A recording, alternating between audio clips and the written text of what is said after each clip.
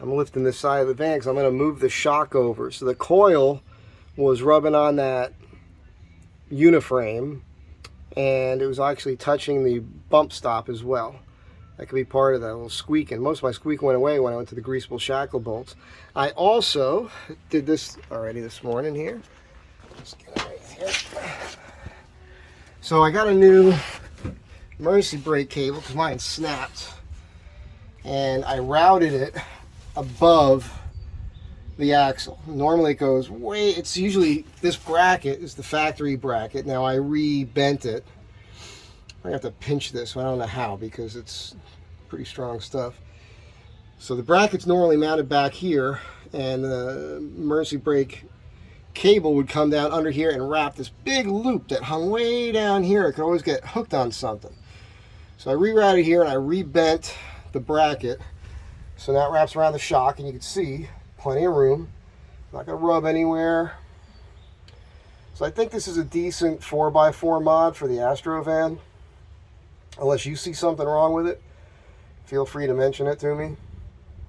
I may or may not take your advice.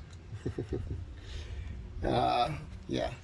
So I'm trying to get this to the right height so these bolts will just slide out, and I'm going to pad up there with something. That bolt where that shock mounts at the top, it's not threaded, next to the frame there, that little frame rail, the uniframe rail. So I'll just have to shim it with washers or something, or find a nut that's large enough just to slide over that. And then down here I had this padded here, you can see through here, there's some washers. I'm going to put those on the other side. Excuse me. So basically I'm sliding this shock inward a bit. And here's a very good look at. So here's a very good look at the 32-inch spare tire mounted here. And this is the reason why I rerouted the exhaust. So you can see there's plenty of room there. And then the idea of poking the exhaust out the body, that was just a trick thing I did at the time, but a big part of that was also keeping the exhaust high. When you're off-road, a lot of times you're in dry grasses and that exhaust is hanging pretty low if you don't have it routed like that, and the heat from that exhaust could start a fire. So all the mods I'm doing here, right, they're all about making this Astro van more off-roadable. I mean, it's not going to ever be a rock crawler. I never claimed it to be. But, I got a full-size spare under here, which will go back here eventually with a tire carrier. And when that happens, I'm going to remove this whole mechanism here that's mounted to the bottom of the vehicle.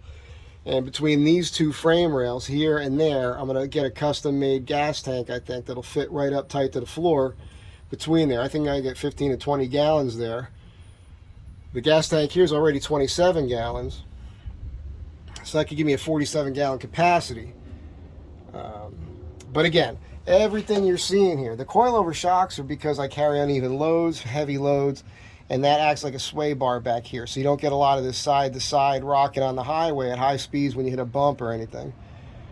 So I don't know how much of this I've ever discussed with you guys before. As I've done things, I've mentioned it, but yeah, this is me showing off my rear end. Something I like to do every once in a while. I am Greek, Yeah. So you understand now what's happening.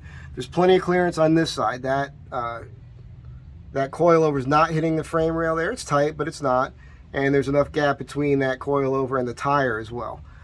So no issues on that side. And whenever I hear a tiny bit of squeak, it's always on the passenger side. Anyhow, that's what I'm doing right now. And now you've seen it. Maybe it'll help you understand it better. I don't know. I can't think for you. All right,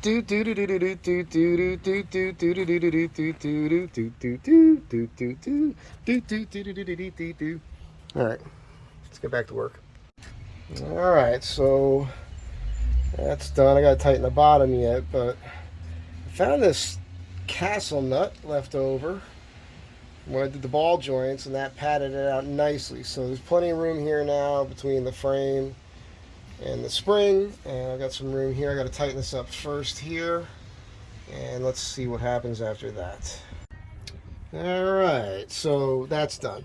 Now, there's another mod, and I've mentioned it before. This is not my invention, but you slice here, right here. You cut this. You leave this here, this whole back section, and this. You cut this off here, straight across, and then you hammer this up. And this hole, these two holes here, the original factory mount holes, will line up with these tiny holes here. And then you drill that out, and the bolt goes through that hole and this hole, and then you lose this hang that's here. Now, I've been meaning to do that. Obviously, I won't do it over here. I can't now because I'm using that hole to hold the new kooky bracket I just made to work that brake line. And I'm happy with this bolt position with this particular shock, which is easy for me to get again when they go eventually.